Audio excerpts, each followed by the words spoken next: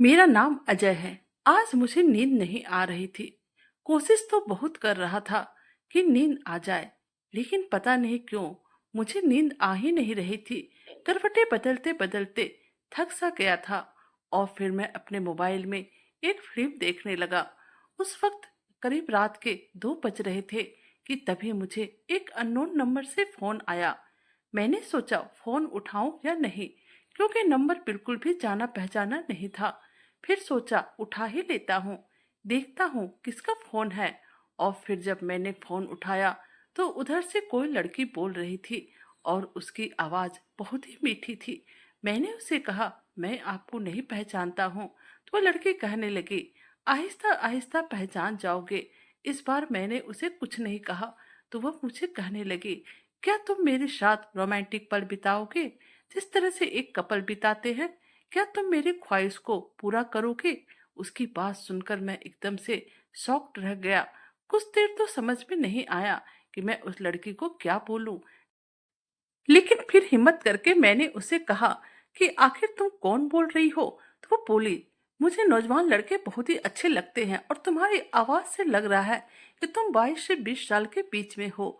उसकी बात सुनकर मैं सोचने लगा कि आखिर ये लड़की है कौन जो मुझसे इस तरह की बातें कर रही है और मुझे सीधा वह सब कुछ करने को बोल रही है। तब वे फिर से बोली, क्या हुआ, कुछ बोल क्यों नहीं रहे हो? तुम कैसे मर्द हो जो एक जवान लड़की के साथ वक्त बिताने के बारे में इतना सोच रहे हो? उस लड़की की बातें सुनकर मेरा माथा ठनक गया था, लेकिन फिर भी मैं उससे बात करने लगा था। और बातों ही बातों में उसने कहा कि वह शादीशुदा है, लेकिन उसका पति उसे पसंद नहीं करता है, इसलिए मैं रॉन्ग नंबर लगाकर एक अच्छे लड़के की तलाश कर रही थी। मैंने कहा, तो तुम मुझसे क्या चाहती हो? तो वह बोली, मैं वह सब कुछ चाहती हूँ जो मेरा पति मुझे नहीं देता है। फिर मैंने उसे कहा, तुम्हारी बातें सुनकर तो मुझे भी कुछ कुछ हो रहा है। तो वह बोली, अगर मन कर रहा है तो तुम मेरे पास आ जाओ। मैंने कहा, लेकिन मुझे तुम्हारा पता नहीं मालूम है। वह औरत बोली, मैं तुम्हें अपना लोकेशन सेंड कर देती हूँ, तुम कल आ जाना। उसके बाद वह मुझे अपना लोकेशन भेजने लगी। उसकी बात सुनकर मेरा मन भी उससे मिलने को बेताब हो रहा था। अभी मैं सब सोच ही रहा था कि व्हाट्सएप पर उस औरत ने अपना वीडियो भेजी। वीडियो देखकर मैं हैरान हो गया था, क्योंकि उस वीडियो में वह औरत पूरी तरह से उतावली हो रही थी। फिर उसने मुझे मैसेज भी किया। इसमें लिखा था कि कल शाम को मैं तुम्हारा इंतजार करूंगी। उसके बाद अगले दिन मैं उसके बताए हुए पते पर पहुंच गया। उसने जिस घर का पता दिया था वह घर नहीं, बल्कि एक बहुत ही बड़ा बंगला था।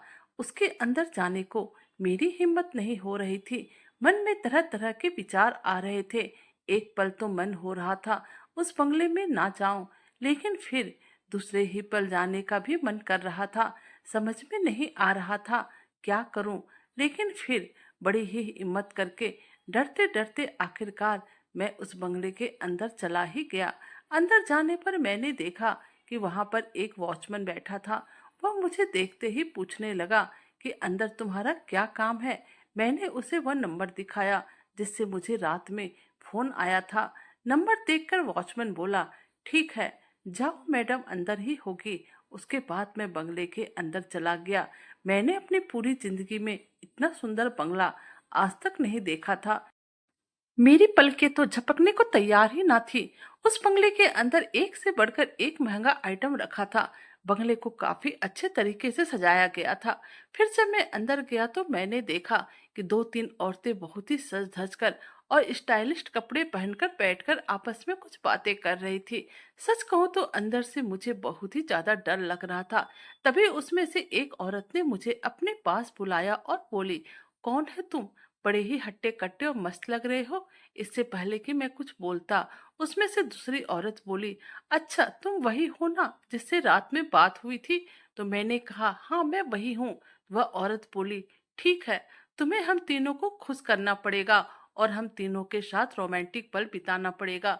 मैंने कहा, मैडम मैं भी इंसान हूँ, कोई मशीन नहीं हूँ। वह औरत बोली, देख लो, हम तुम्हें इस काम के लिए मुंह मांगी पैसे देंगे। मैंने कहा, मुझे 2 दिन का समय दो, मैं सोचकर फोन करूंगा।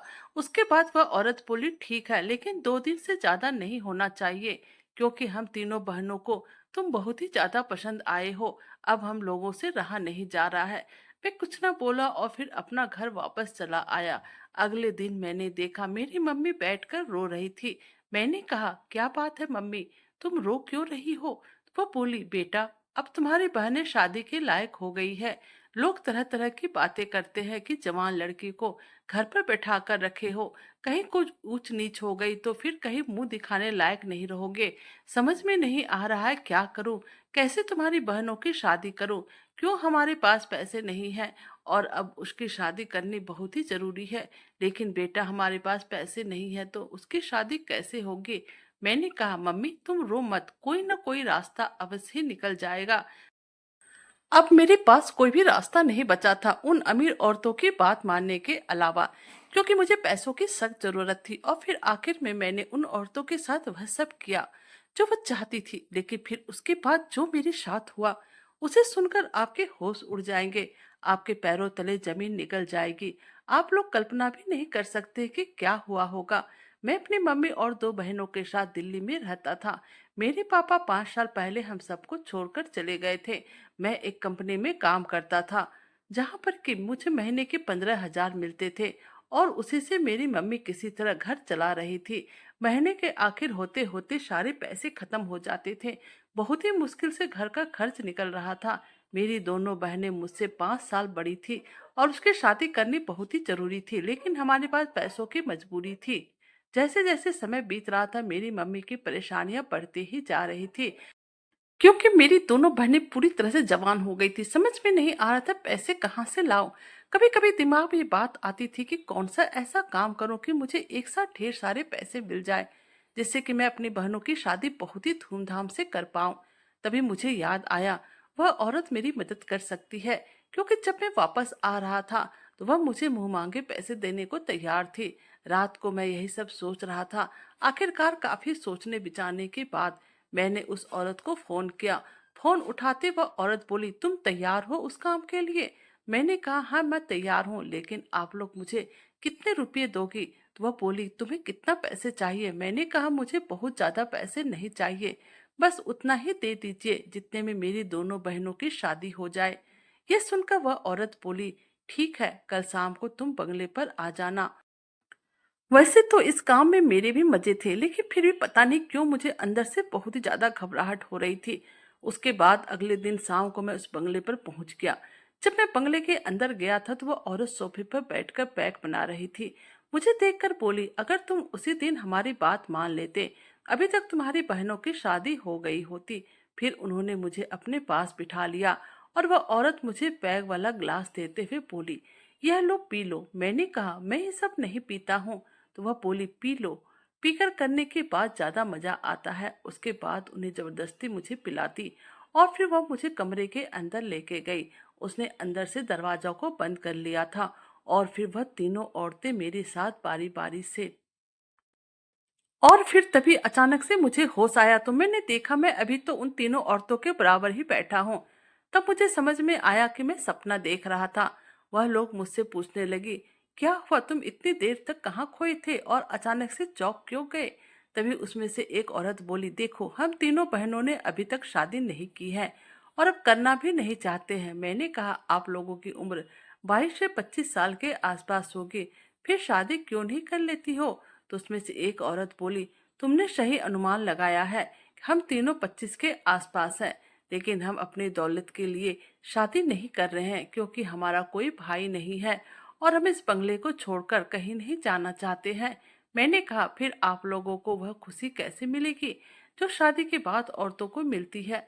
वह औरत बोली, हमारे पास बहुत ही पैसे हैं, इसलिए हम वह खुशी खरीद लेते हैं जो हम चाहते हैं। अब इसका एक ही उदाहरण तुम ही हो। जैसे तुम्हें पैसे चाहिए अपनी बहन की शादी के लिए और हमें मजा चाहिए। जब तुम हमें खुश कर दोगे तब हम तुम्हें पैसे देकर खुश कर देंगे। तभी उसमें से एक औरत बोली, क्या हुआ, तुम उदास क्यों लग रहे हो? तो मैंने उन औरतों के सामने हाथ जोड़कर कहा, मुझे आप लोगों के साथ किसी भी तरह का कोई रोमांटिक पल बिताने का कोई भी शौक नहीं है। मैं बस अपनी बहनों के लिए ये सब करने को मजबूर हूँ। फिर मैंने उसे कहा, चलो किस कमरे में चलना है? तभी एक औरत बोली, रुको, तुम पहले इंसान हो जिसे देखकर मेरा मूड बदल गया है। फिर उसने मुझे 10 लाख रुपए लाकर दिए और बोली, तुम्हें हमारे साथ वह सब करने की जरूरत बिल्कुल भी नहीं है। ये लो पैसे और जाओ जाकर अपनी बहनों की धूमधाम से शादी करो।